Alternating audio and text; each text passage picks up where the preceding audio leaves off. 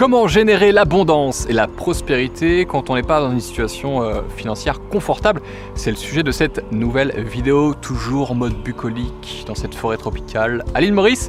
Avant de te dévoiler mon plan pour t'aider à générer cette abondance, tu peux télécharger mon guide offert 99 idées de business pour te lancer sur internet. En plus de cela, tu auras accès à une série de documentaires ultra inspirants et bien des élèves qui appliquent ma méthode et qui deviennent libres, indépendants et heureux grâce à internet. Pour télécharger tout ça, c'est très simple. Tu cliques soit au-dessus de cette vidéo, soit en dessous, il y a un lien, tu cliques dessus, tu arrives sur une page, tu rentres ton prénom, ton adresse mail et je t'envoie tout ça dans ta boîte mail. Si tu es déterminé, tu vas trouver.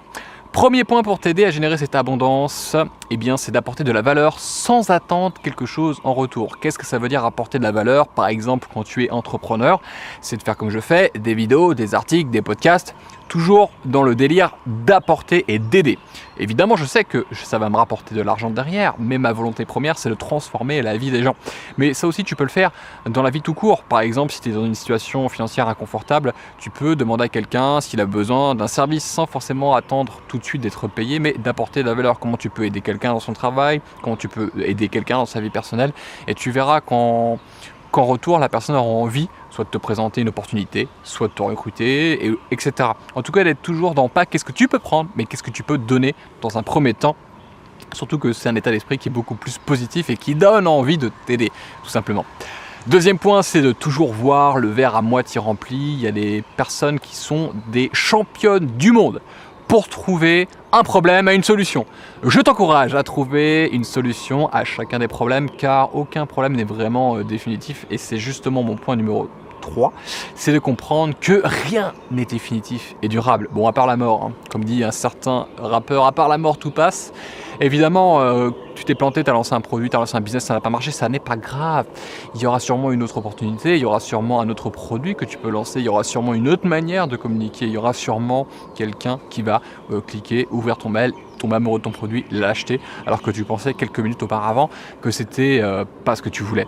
Donc bien comprendre que quand quelque chose arrive, prendre du recul, voir ce que disent les chiffres, faire un peu taire cette petite voix, ces sentiments que tu t'es planté, c'est nul, non, c'est pas grave. Juste bien regarder et voir qu'est-ce que tu peux améliorer. C'est pour ça que je dis souvent dans le business, il faut faire des sondages pour savoir qu'est-ce que veulent les gens, c'est quoi leur douleur, c'est quoi leur problème et comment tu peux les aider. C'est pour ça que moi j'aime bien savoir, pas sur le ressenti, sur qu'est-ce qui est écrit clairement pour y arriver. Quatrième point pour générer de l'abondance et de la prospérité, c'est de faire circuler l'argent quand tu en gagnes. Tu sais, au lieu d'accumuler de façon maladive l'argent que tu vas gagner au départ avec ton entreprise, eh bien de faire des investissements qui vont te rapporter à moyen et long terme, de te faire plaisir aussi de temps en temps. Alors attention, je ne te dis pas de dilapider l'argent que tu vas gagner, hein, je te parle de prendre une certaine somme et de la faire circuler cet argent. Pourquoi?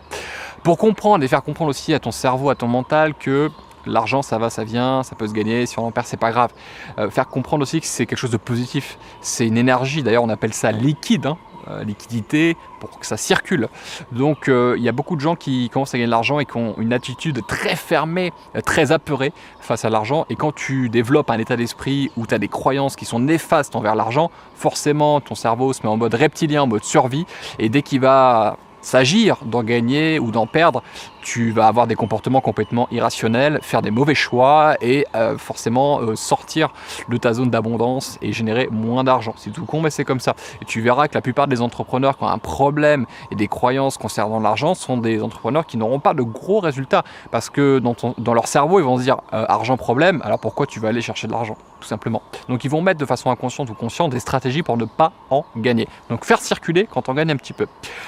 Point numéro 5, offrir régulièrement soit du temps, soit de l'énergie, soit du savoir ou même prêter un peu d'argent, pourquoi pas, aux gens que tu aimes, aux gens qui te sont proches. Parce que tout simplement, c'est bien entreprendre, c'est bien être en mode business, mais aussi c'est bien être en mode humain ou même humanitaire, pourquoi pas offrir de l'argent à une association. Être dans le don, être dans le partage, c'est quelque chose qui te permet d'être dans une énergie de gratitude où tu as envie de te sentir bien, de te permettre aux autres de se sentir bien aussi grâce à toi, grâce à tes efforts, grâce à ton impact sur le monde, que ce soit un niveau de transformation pour tes prospects ou tes clients. Mais il faut que ce soit toujours dans une énergie d'apporter et d'offrir. Tu verras que plus tu es radin, plus tu es sur la retenue, plus tu es sur l'accumulation et moins tu te sens bien.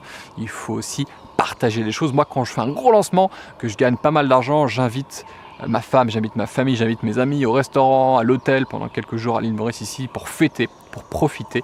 C'est important, ça fait du bien et c'est peut-être même les moments les plus gratifiants en termes entrepreneurial.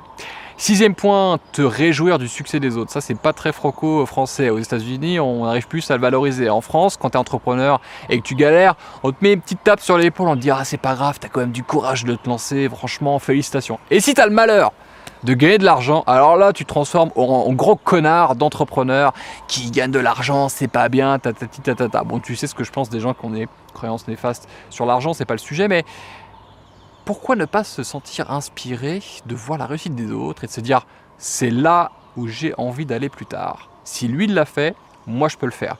Et c'est une façon de penser qui est totalement différente.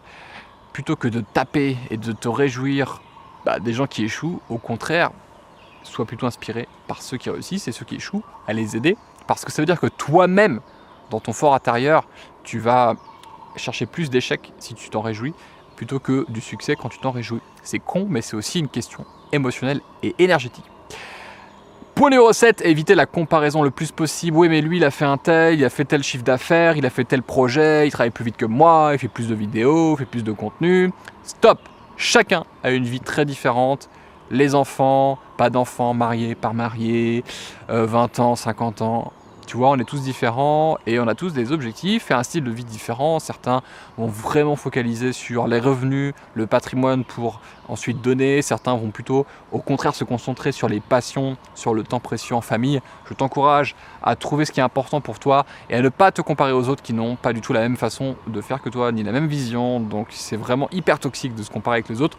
Je te conseille, d'ailleurs en conclusion, en 8e point, de plutôt faire la compétition avec toi-même. Qu'est-ce que tu peux faire mieux qu'avant? Quel est le nouveau résultat que tu peux mettre en place et que tu vas aller chercher? Comment rendre tes produits et services meilleurs? Comment avoir de meilleurs témoignages clients? Comment est-ce que tu peux être une meilleure personne, un meilleur entrepreneur?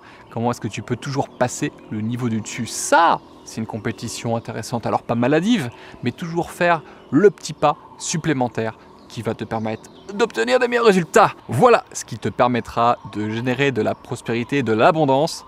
Dis-moi le point qui t'a le plus parlé en laissant un commentaire en dessous de cette vidéo. Tu peux aussi t'abonner à ma chaîne en cliquant soit au-dessus, soit en dessous. Sur YouTube, quand tu cliques pour t'abonner, tu as aussi une petite cloche. Tu peux cliquer dessus et tu recevras une notification la prochaine fois que je publie une vidéo. N'oublie pas de liker, de partager, de pouce bleuté si tu as aimé cette vidéo. Je te remercie sincèrement de me suivre. Je te donne rendez-vous dans une prochaine vidéo. Et n'oublie pas, c'est toi qui décides. Ciao!